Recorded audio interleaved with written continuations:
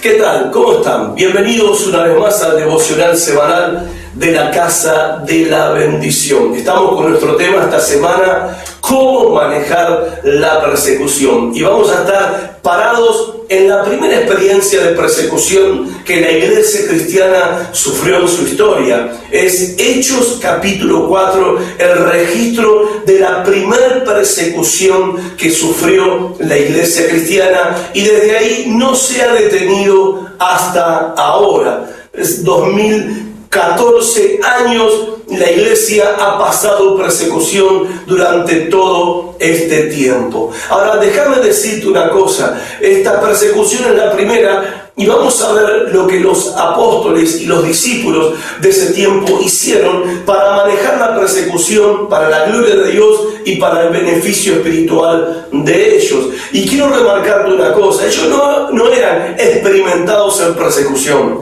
no eran experimentados en sufrimiento. Por eso es muy interesante notar cómo ellos actúan guiados por el Espíritu Santo para manejar esta experiencia de sufrimiento y persecución y ver la gloria de Dios en esa circunstancia, porque ellos antes no habían pasado por esta experiencia. No te olvides que los discípulos de Jesús que están enfrentando esto estuvieron casi 3 años con Cristo, y la experiencia con Cristo fue espectacular, fue alucinante, fue maravillosa. Los milagros, eran testigos de milagros todos los días, vieron a los muertos resucitar, los ciegos que veían, los mudos hablaban, los paralíticos caminaban, se multiplicaban los panes y los peces y las multitudes comían, Jesús caminaba sobre las aguas. Ellos experimentaron las palabras del Señor, recibieron su enseñanza, su instrucción, convivieron con Él. Con razón, cuando Cristo se está yendo, les dice a ellos que no se pongan tristes, porque me imagino que la noticia les cayó muy pesada cuando Jesús les dijo que se tenía que ir. Ellos no lo podían aceptar, porque su vida era maravillosa.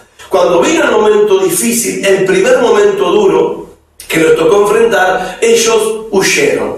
Ellos no enfrentaron la persecución, porque la noche que Jesús fue arrestado, si te acordás, dice la Biblia que todos escaparon y lo dejaron a Jesús solo, lo dejaron pagando al Señor, huyeron todos y el único que fue arrestado fue Cristo. Entonces ellos, cuando vino el momento del sufrimiento, el momento del dolor, a Cristo le tocó enfrentarlo solo. Pero bueno, era el plan de Dios que fuera así, y ellos huyeron, ellos retrocedieron, se acobardaron, tuvieron miedo y no pasaron por esa experiencia. Ahora Cristo muere en la cruz, fue traumático para ellos, pero el tercer día Cristo se levanta de los muertos, se aparece a ellos, y por 40 días Cristo resucitado comió con ellos, anduvo con ellos y los instruyó en los principios del reino de Dios. Esto está en Hechos capítulo 1. Así que te imaginas que la experiencia de ellos era sublime, era tocar la gloria con las manos, era experimentar algo sin precedentes. Ahora llega el capítulo 4 de Hechos, y ahí se enfrentan con la primera de las persecuciones. Y digo la primera porque la iglesia de Jerusalén, esta iglesia, le tocó en 11 años enfrentar 5 persecuciones sistemáticas. Y esta de Hechos capítulo 4 es la primera. Déjame decirte también, con respecto a este tema de la persecución, que la persecución es inseparable a la experiencia de la iglesia. Es inseparable a la experiencia de la vida cristiana. No se puede separar cristianismo de persecución. No se puede separar cristianismo de sufrimiento y de padecimiento, de oposición. No se puede separar. Es parte normal de la vida cristiana. Siempre fue así y siempre será así. La otra cosa es que la persecución siempre fue una bendición para la iglesia. Fue una bendición para la iglesia primitiva de los primeros 100 años, pero también sigue siendo una bendición para la iglesia de hoy, y para vos y para mí también la persecución sigue siendo una bendición. Y las persecuciones continúan hasta el día de hoy. A veces pensamos que persecución es lo que está pasando en aquellos países de Medio Oriente, por ejemplo, cuando vemos por las redes sociales fotos y videos de personas que están siendo asesinadas por causa de su fe. Y nosotros pensamos equivocadamente que nosotros estamos lejos de la persecución, que nosotros no estamos sufriendo la persecución, no estamos sufriendo el estilo o la manera en que ellos la están sufriendo, muriendo físicamente, atormentados y sufriendo en su cuerpo el padecimiento por causa de su fe. Pero no creas que de este lado del planeta, no creas que en nuestra ciudad, en nuestro país, en nuestra región, en el mundo occidental no hay persecución. No creas que no están matando a los cristianos.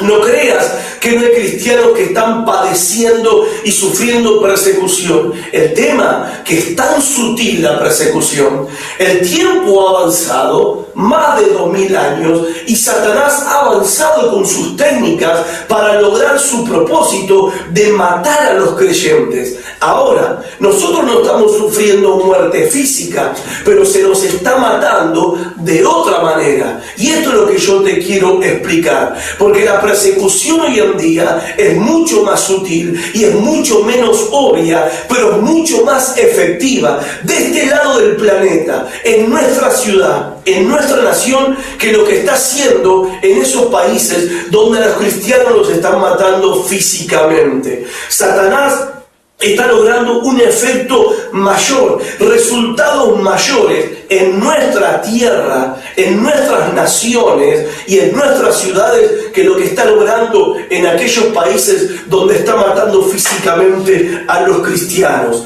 La iglesia siempre ha sufrido persecución y lo estamos pasando nosotros también por estas tierras. Ahora escúchame esto, la persecución puede ser política, cuando de repente es el Estado el que persigue a la iglesia, como pasó en Rusia cuando se estableció el régimen comunista, como está pasando en China, que el gobierno chino persigue a la iglesia cristiana, y en otros países del mundo el Estado persigue a la iglesia.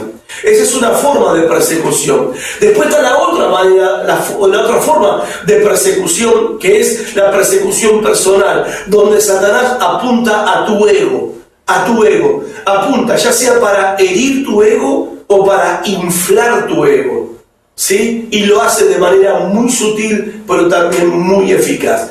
Y la otra forma de persecución es la persecución religiosa, como vemos en Hechos capítulo 4, que era la que estaban sufriendo los discípulos del Señor, porque era el mismo liderazgo del pueblo judío, el liderazgo espiritual, religioso del pueblo judío, que habían matado a Cristo, que ahora estaban lanzados en una persecución feroz sobre la iglesia de Jesucristo. Ahora, en estos tiempos, también la persecución religiosa es el arma más efectiva para matar a los cristianos en la iglesia. Y déjame explicarte por qué. ¿Cómo está haciendo Satanás para perseguir la iglesia en este tiempo y matar la iglesia? No físicamente, sino en términos de nuestro efecto espiritual sobre la sociedad, sobre la comunidad y sobre este sistema. Satanás está persiguiendo a la iglesia, infiltrando filosofías religiosas extrañas al evangelio, extrañas al cristianismo, extrañas a las enseñanzas, a la doctrina sana de la palabra de Dios. Y para darte unos ejemplos, está infiltrando la iglesia y matando a los creyentes a través de una teología humanista, de un evangelio humanista. ¿Qué es el evangelio humanista? Es el evangelio donde el centro del evangelio es el hombre y Dios gira alrededor del hombre, existe alrededor del hombre para sanarlo, para bendecirlo, para prosperarlo, para darle todo lo que el hombre sueña, cree, desea y quiere. Dios existe en función de las necesidades del hombre, y eso es un falso evangelio. Dios no existe para suplir nuestras necesidades. Dios nos creó a nosotros para su gloria y para su alabanza. La otra filosofía religiosa que está matando multitudes de cristianos en la iglesia es el experimentalismo. Hoy en día, cualquiera se para, graba un DVD, graba un CD, cuenta un testimonio, predica mensajes de su experiencia que tuvo con Dios supuestamente, hablando de sus sueños, de sus revelaciones, de sus viajes astrales, de sus viajes al cielo, de sus viajes al infierno, de sus nuevas y frescas revelaciones que ha recibido, de su experiencia que sintió en su cuerpo tal cosa, que sintió esta otra, y la mayoría lo da por cierto. La mayoría lo da como verdadero, que es verdad, porque si lo vivió debe ser verdad, porque yo lo experimenté, es verdad. Eso se llama experimentalismo. Y déjame decirte una cosa, la experiencia no es la norma para determinar lo que es verdad de lo que no es verdad, para determinar lo que es lo verdadero de lo falso, para discernir lo verdadero de lo falso, para determinar lo que es de Dios y lo que no es de Dios. La experiencia no alcanza, no es la norma para determinar cuándo algo es verdadero y cuándo algo no lo es. ¿Cuál es esa norma? La Biblia. La palabra de Dios es la norma. No importa la experiencia que haya tenido alguien, ni quién sea la persona que lo haya tenido. La experiencia no acredita veracidad. La experiencia no acredita absolutamente nada. Y la experiencia de alguien no significa que yo tengo que tener la misma experiencia. Ahora, la iglesia está siendo inundada de esta filosofía religiosa llamada experimentalismo. Yo lo viví, yo lo experimenté, yo lo sentí, es de Dios. Y no es así. Las personas que practican falsas religiones también sienten muchas cosas, también tienen experiencias, también tienen visiones, también tienen sueños, también profetizan, y eso no significa absolutamente nada, porque su doctrina es errada, su doctrina es diabólica, porque no es la palabra de Dios. Así que la experiencia no significa nada. Y tercero, la tercera filosofía religiosa que está matando a millares de cristianos en la iglesia de este lado del planeta es el pragmatismo. ¿Qué es el pragmatismo? Es la frase que dice, ¿no? Si funciona es de Dios. Si funciona es de Dios. Esto está inspirado en las palabras de un cierto rabino judío. Ahora no me acuerdo bien el nombre, pero en el capítulo 5 tenemos a este hombre que le dice que no sabían qué hacer con los discípulos, los rabinos, escribas, fariseos, y entonces salta este hombre, Gamaliel, ahí me vino el nombre, Gamaliel, y dice una frase que todos toman como sabiduría divina, cuando en realidad esa expresión, esa frase es una tontería. Porque él dice esto: dejemos a estos cristianos, dejemos a estos muchachos, porque les voy a explicar una cosa. Si esto no es de Dios, se va a marchitar. Pero si es de Dios, esto no lo vamos a poder parar. En otras palabras, veamos qué pasa. Si esto funciona, es de Dios y hay que bancársela. Y hermanos, amigos, esto no es así. Si nosotros vamos a determinar lo que es de Dios, lo que es verdad, por las cosas que funcionan, y bueno, los mormones funcionan. Los testigos de Jehová juntan multitudes en la cancha de River. El Islam está invadiendo Europa y cada vez más europeos están volviendo a la doctrina musulmana. El catolicismo, ni hablar, es la religión más grande del planeta y sigue funcionando y tiene más de 1500 años y funciona. Evidentemente es un negocio muy grande. Hay muchas filosofías religiosas que funcionan. Ahora, por eso son de Dios, por eso son verdad, por eso es la voluntad de Dios. No, mormones, testigos de Jehová, musulmanes, catolicismo, sabemos nosotros que sus doctrinas son erradas, sabemos que sus doctrinas son herejías, sabemos que sus enseñanzas no están basadas en la palabra de Dios, sin embargo funcionan. En la iglesia se metió también esta idea. Y esto está matando ministerios, está matando pastores, está matando multitud de cristianos, porque creen que lo que funciona, si funciona, es de Dios. No, hermanos, no, amigos.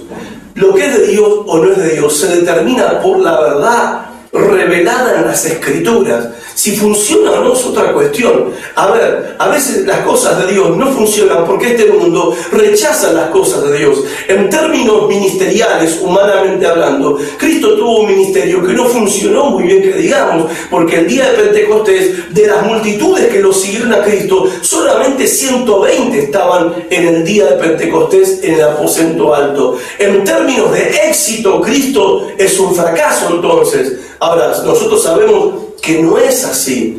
Nosotros, por hacer la voluntad de Dios, no significa que vamos a ser aplaudidos, reconocidos, que vamos a tener fama, que vamos a ser enriquecidos, que vamos a ser famosos. Eso en ningún lado lo enseña la palabra de Dios. Bueno, estas filosofías religiosas están matando a muchos cristianos y ministerios en esta tierra, en este país, en nuestra ciudad, lamentablemente. La persecución en los primeros años de la iglesia primitiva hizo héroes a los mártires de la iglesia, a los que morían por causa de su fe. La persecución del día de hoy, ¿sí?, no hace héroes a nadie. No hace héroes a nadie. Satanás ha descubierto que es mucho más eficaz matar a los cristianos con la cultura de la época y promover que los creyentes vivan un evangelio sin Dios, promover que los creyentes vivan un evangelio centrado en el hombre, un evangelio pragmático, un evangelio experimentalista, ¿sí?, un evangelio que no causa ningún efecto, ni cambia, ni trastorna, ni sacude, ni molesta al sistema de este mundo. Satanás descubrió que es mucho más efectivo promover esta clase de cristianismo que meter a los cristianos en aceite hirviendo. Nos está matando en términos de nuestro efecto espiritual sobre la sociedad, sobre la comunidad. Como en la iglesia de Sardis en Apocalipsis 3:1, cuando Cristo le dice a la iglesia: tienes nombre de que estás vivo, pero estás muerto. Estás muerto. Muerto no físicamente, muerto en el sentido de que no somos una influencia, que no marcamos una diferencia, que nos ven como algo más dentro del sistema de este mundo, una organización más, una institución más, unos buenos chicos macanudos que no fuman ni se drogan ni bailan como hacemos nosotros, buena gente que ayuda a los pobres y necesitados. Y la iglesia es algo más. Mientras nosotros nos creemos que estamos transformando el mundo y estamos cambiando la historia, cuando en realidad no está pasando nada de eso. Porque cuando la iglesia cristiana, cuando el cristiano vive siendo sal, siendo luz, siendo una antorcha que alumbra en la oscuridad, eso va a provocar la reacción del sistema, va a provocar la reacción de la comunidad, la reacción de la sociedad, va a provocar que a nuestro alrededor se generen situaciones de turbulencia,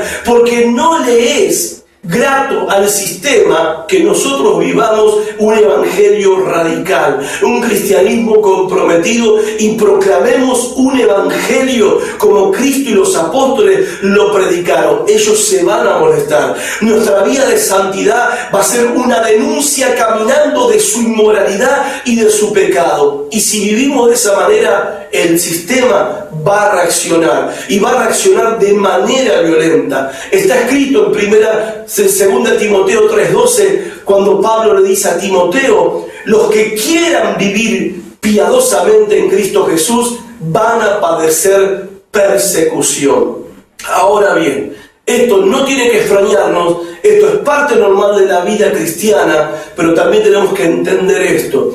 Muchas veces nosotros somos parte del plan de Dios, no muchas veces, siempre somos parte del plan de Dios, y la persecución también genera dentro de la iglesia un ambiente espiritual de poder que hace que muchos vengan a los pies de Cristo. Si no, mirá conmigo Hechos capítulo 4, versículo 4, cuando dice Lucas estas palabras: pero muchos de los que habían oído la palabra creyeron, y el número de los varones era como 5.000, sin contar mujeres y niños.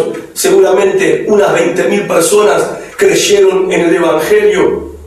que estaba siendo predicado por una iglesia que estaba soportando la más feroz persecución y sobrellevando un duro sufrimiento. No fue un obstáculo para la iglesia, no fue un tropiezo para la iglesia, no fue una cosa horrorosa para la iglesia, sino que terminó redundando en la salvación de multitudes de personas. Y déjame explicarte esto y termino con esto en el video de hoy. La persecución y el sufrimiento por la voluntad de Dios es a veces el método de Dios para que se desate el poder del Espíritu Santo a través de nosotros y la valentía y el valor del Espíritu Santo para que también proclamemos el Evangelio y muchos vengan al conocimiento de la verdad y muchos sean salvos. ¿Por qué hay que permanecer firme en la persecución? ¿Por qué hay que permanecer firme en medio del sufrimiento y no retroceder? Por causa de que muchos